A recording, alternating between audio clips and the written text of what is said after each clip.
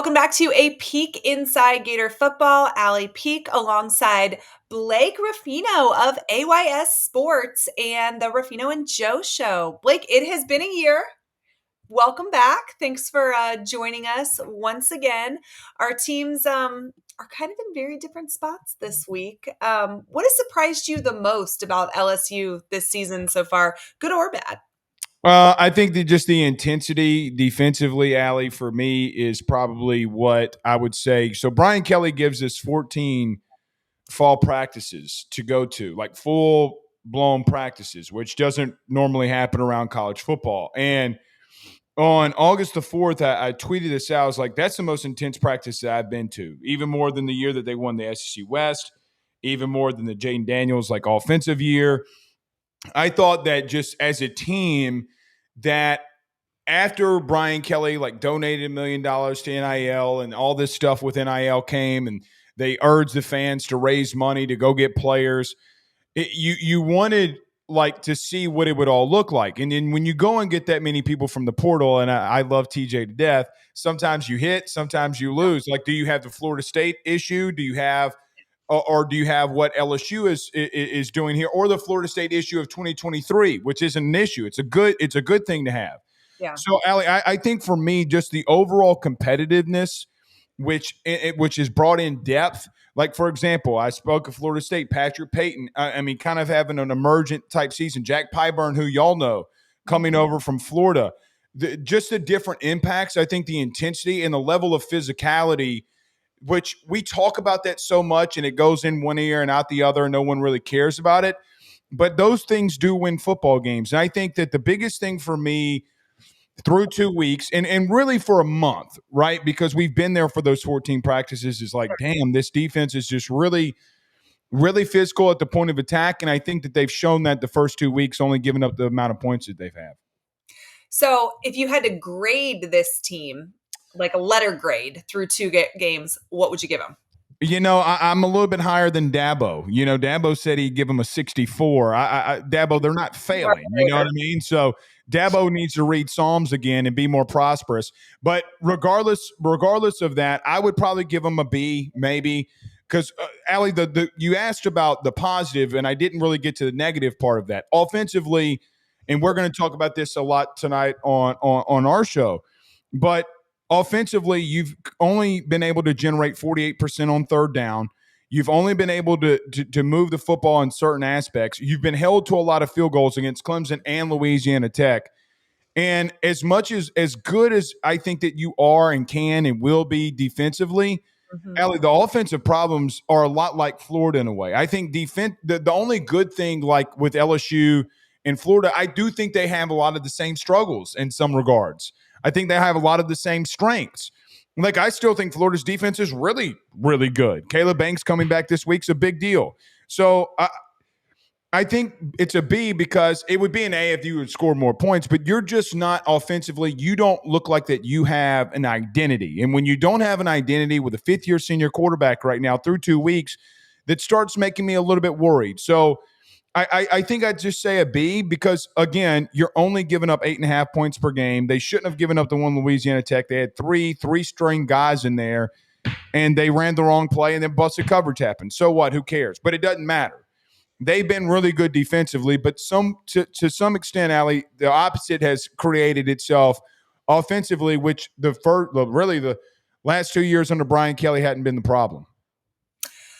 Okay, so I'm sure you have probably been asked this already because I'm sure you've done lots of interviews about Florida this week, but does the loss to USF by UF make you more concerned about this game than maybe you were before, or does it make you less concerned?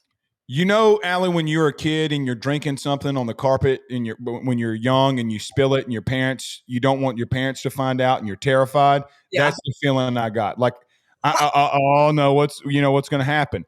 It does worry me. It worries me a lot because you get in a situation where, and look, again, I know Billy talked about the cliche this week about, we're a dog in a corner, but you are. And this one's a little bit different than the other ones. The reason this one's a little bit different than the other ones is because of just the simple nature of this could be, I mean, are we circling the wagon on Billy at the University of Florida. Yeah. And what is he going to show you? What is DJ going to do? How did this team respond last year? And this is the part that I brought up, I think, with TJ and others this week. After the University of Texas lost and DJ wasn't there, the University of Florida came out and said, we're keeping Billy Napier. Well, you rattled off 6 straight wins. Yeah. Okay, so you're 6-1. Well, then you have a loss right before LSU, and I'm like, not again.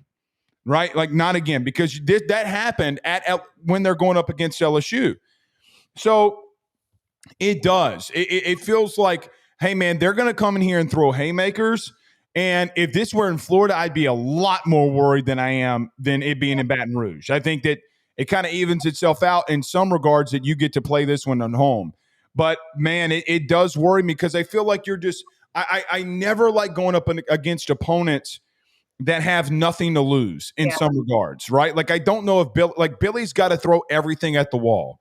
And that does scare me going into this game on Saturday. You know, you use the analogy about the kid that spills the juice and they're waiting for their parents' reaction or whatever. Like, I feel like Florida spilled the juice and now they're going to hold it with 2 hands like this so that they don't spill anymore and they're, fully dialed in and not spilling it. But yeah, very possible. I mean, it's very and listen, here's the thing, Allie, with me that terrifies me the most. This team has the potential, meaning Florida. Yeah. Right? Like, I still think that front seven is really good.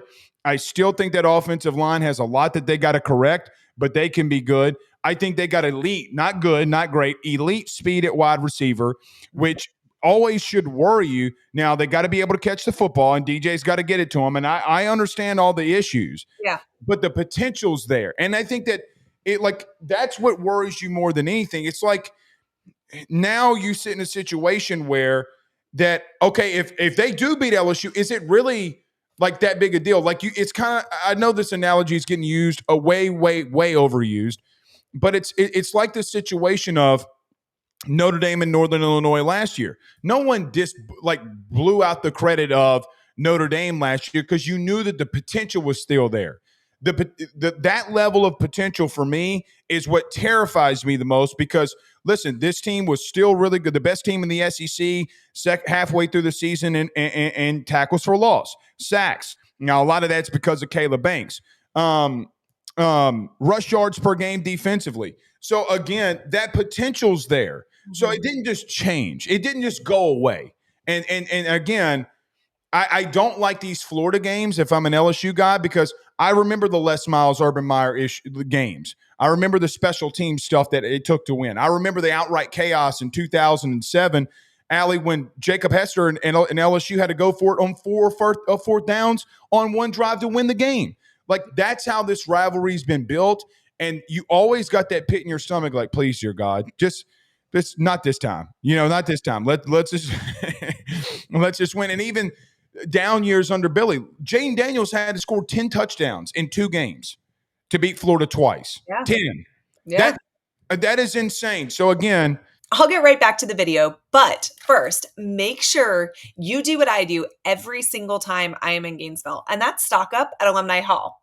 They have the best and largest selection of game day apparel, and of course, as always, they're your one-stop shop for all things UF gear, from the best selection to the best prices and even better people. Check out Alumni Hall on Archer Road, or if you can't make it to Gainesville, go online at alumnihall.com for all of your Gator gear. I'm sorry for going long-winded there, but it worries me. UF has had a pretty good rushing attack that for some reason went away from their best running back last week, kind of inexplicably. Assuming they don't do that again this week, what's the outlook on LSU's front against UF's run game? Well, look, LSU's only given up 44.5 rushing yards per game. This is a different rushing attack that they're going to see, a more physical attack. What I think that I've seen from Florida specifically, they try to go 12 personnel, meaning they try to go 2 tight ends, 1 running back.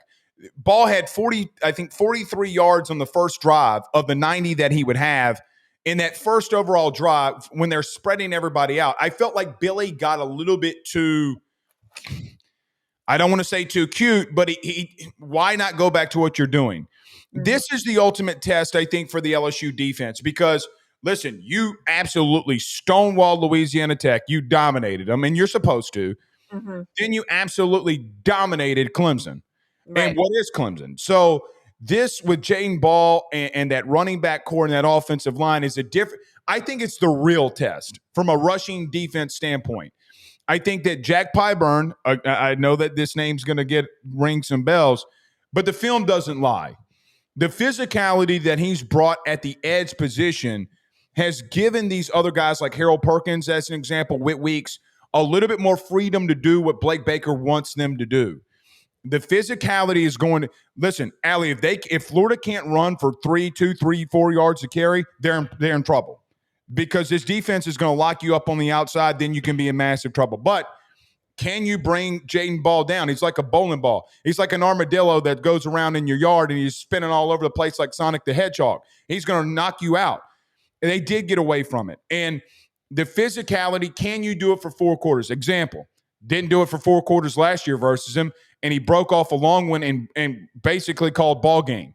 So that's the part where I think that the physicality of LSU's defense and the front seven and the aggression that they bring is something that Florida's going to have to figure out. The biggest thing that no one's talking about with LSU, this kid Bernard Gooden from South Florida, by the way, the best defensive player for South Florida last year is on LSU's team. He absolutely obliterated Alabama last year.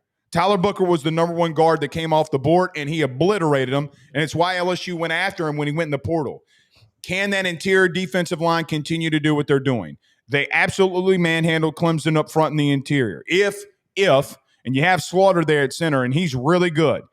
So we'll see. It's going to be a massive test for LSU just from a physicality standpoint. They've seen speed the last 2 weeks, and no one's outrun them.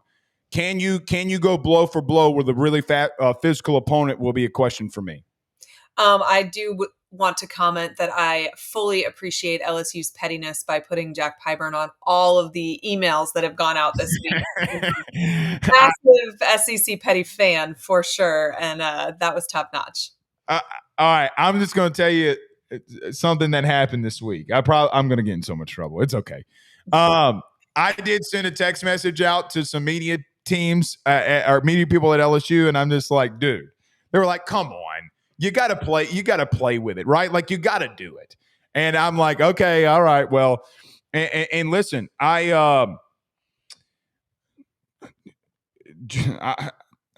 is the part I don't want to say. I think, look, now, all right, now, Pyburn's been pretty elite in run defense.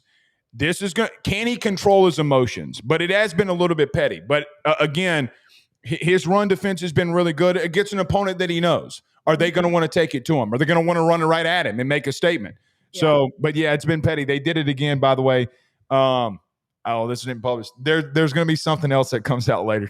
I'm very excited to see it, and I'm also really hoping that Billy Napier's nice guys don't just like dap him up instead of want to rip his head off. But there is a possibility that they get a kumbaya circle instead, given.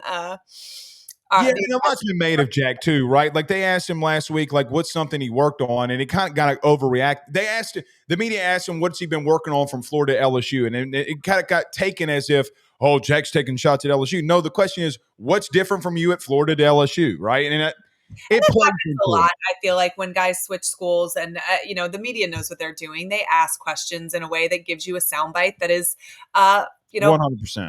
viral moment. But I do, I have fully enjoyed the emails this week. It's been fun.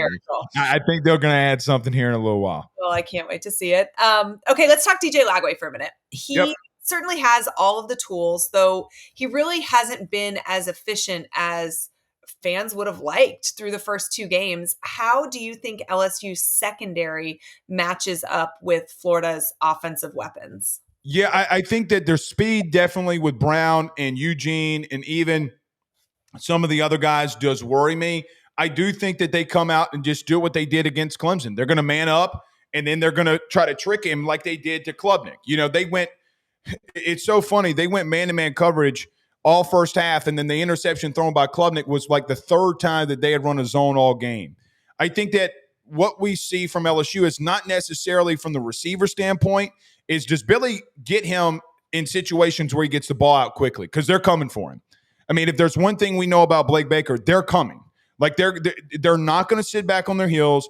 They're going to send more guys than you can block, and you're going to have to be ready for it. So the question becomes: can those weapons? 89, the tight end. I keep forgetting his name. Hansen, right? Isn't it Hansen? Can they get him the ball in certain situations? I think the tight end, when they went to him, meaning Clemson, it kind of was a little bit like, all right, y'all better figure that out. But they're sending people a lot. And so when Clemson went quick game, LSU they were able to sustain some drives. Can Billy get DJ into those situations? And it's kind of the opposite of what Florida fans kind of want. Push the ball down the field. That's what he does the best. I don't think this is the game where you do that.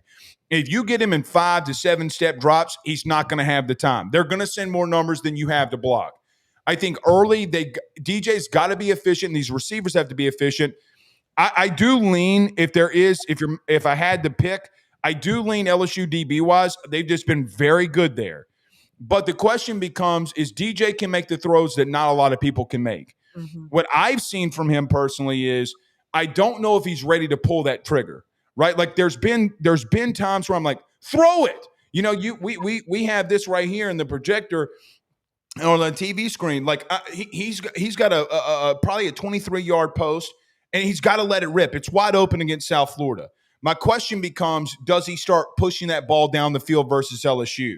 Because they're going to go man to man against him. So we'll see. I think it's the most oxymoronic stat line to film play that I've seen in quite some time. Meaning he completes 75% of his passes, but I'm like, golly, these misses are really bad in critical situations. So I don't think he's played bad, but against LSU, you got to get the ball out quick to Brown and to Eugene and methodically move the sticks. Because again, you get him in deep situations, LSU's coming for him, and they're trying to get home quickly. All right, let's shift gears, other side of the ball.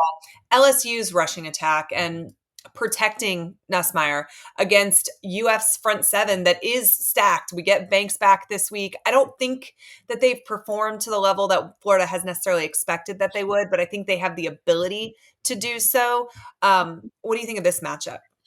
Terrifies me because this offensive line for LSU has not been good. Does LSU get Braylon Moore back? I know Brian Kelly on the SEC teleconference said he was likely probable. Then he was listed questionable yesterday in the injury report. Is this going to be what happened a season ago? Yeah. Right? I mean, you had 7 sacks. You got after Garrett. Garrett's got to be more mobile. And the run game and pass protection has been this team's Achilles heel the last year in 2 games. And this is just not the defensive line to have those problems against. So I picked Florida. FanDuel, our good partners over at FanDuel, had it at 9.5 when it opened. I took Florida instantly because I think it's a 1-score game at max. Yeah. And the reason is I don't know if they can hold up through 4 quarters, and Garrett wants to move enough that they're just not going to get home unless they just do what they did against Clemson: screen, and they get the ball out quick. It worries me. They've seen this level of competition before. I think Peter Woods is pretty good, but I think Caleb Banks is better than him if fully healthy. So it's LSU's biggest Achilles heel. If that Florida defensive line is dominating like last year, LSU's in for a very, very long night. I don't know what they do there. People keep asking me, what do you think they can do? And my thing is, I have absolutely no clue. I don't know. When you're physically getting beat, there's not a lot you can do. So is that what worries you the most about Florida from just an overall LSU perspective, or is there another matchup that has you even more concerned than Florida? No, it's that one. It's that. It's twofold in a way. So I can give you another one, but it is my biggest concern. But when Garrett has been pressured, he's given up turnovers. Yeah. In the month of October, he had 9 interceptions. He had 11 total turnovers because of the fumbles. Then you turn around to the end of October, I think it was, when LSU played Florida, or maybe early November. I forget when that game happened. But it wasn't the interceptions. It was the forced fumbles that Caleb Banks and Tyreek Sapp and all those dudes forced on him and gave him small field position. It's a microcosm of a lot of things The turnovers being a big issue, yes. You can't win if you turn the ball over like that. But the problem is that they're not giving him time. But Garrett doesn't move either, and he doesn't want to move. And he's going to have to move. He's going to have to get on the run if they want to win. So, yeah, it's going to be the biggest worry for me, Allie. And they could play the school of the deaf and blind, and it's going to worry me because they have shown that they just cannot get out of their own way in those situations. Okay, flip side. What's LSU's biggest strength in this matchup? Front seven defensively. It's not close. I think that there has been situations where, listen, it's been this offensive line, meaning your own. It's been the first two. I don't know if you can only stay with the running game and ball for so long. I think LSU's going to stack the box. I think they're going to make Lagway beat him early. And look, if he does, great, adjust. Hey guys, before we go on, the NFL season started this week. So I have been religiously checking my fantasy football lineup. You will be happy to know that I won my first game. My family uses Sleeper for their fantasy football app. And you can do so much more with it than just run your fantasy league, though. Eliminator leagues, pick'ems, and more. So hopefully you made some money this weekend from our more or less game that we played with Will. But they also have one of the best scoring update interfaces that exists anywhere. Use my code PEAK, PEEK, for a 100% deposit match up to $100 and make some money with us this season. It's fun. Don't forget, terms and conditions apply, so see Sleeper's terms of use for details. I think they're coming right after him. They're going downhill. They're going to be right there in your face. The emergence of Harold Perkins is beautiful to an LSU fan because he's just downhill. He's in a right position. And quite frankly, the edge presence. I think the tackles for Florida versus this edge unit of LSU is their biggest strength. I think you can get after DJ. They have shown against really good athletes and really good tackles that they can get after it. I mean, they're second in the country in hurries for a reason. They haven't gotten the sacks that maybe they wanted, but they've put on a lot of pressure. That is, tonight when we talk about this too, it is my biggest weapon. The other one I would say that's pretty equal, I do think that LSU's attack over the middle of the field offensively versus Florida safeties is something I'm watching. Florida missed 9 tackles from their safety position against South Florida. LSU from the middle passing game, that is Garrett's best completion percentage. He's less than 50% outside the boundary. He's over 82% when it comes to the middle of the field. So those are the two things. Edge presence and attacking the middle of the field is where I think LSU wins this game the most. All right. Well, are you ready to make a prediction? I will make a prediction for you. I told TJ I was only waiting for your show to do this. I love it. All right. Tell me, lay it on me. I think LSU is going to win 20-17. I think a late field goal, maybe a late drive by Florida gets them in there. I think LSU defensively holds on and shows, and then they go 3-0. Allie, I do not pick. Listen, you can ask anybody you want. I will pick against LSU on the road. Mm-hmm. I do not pick against them at home. In my lifetime, they have only lost 10 or 11 games at home at night. 11. I ain't doing it this time. So, actually, I think it's 8, but Ed lost 2 technically when the night was out. But regardless of that, I'm going to go LSU 20-17. I picked Florida in the spread because obviously it's 7.5. I don't trust LSU offensively enough to separate because they get in their own way. I think it's a close game. I actually predicted LSU 24-20. So pretty similar score there. I will tell you, I was in the stands in, I want to say it was 2003 when you guys were the number 1 team in the country.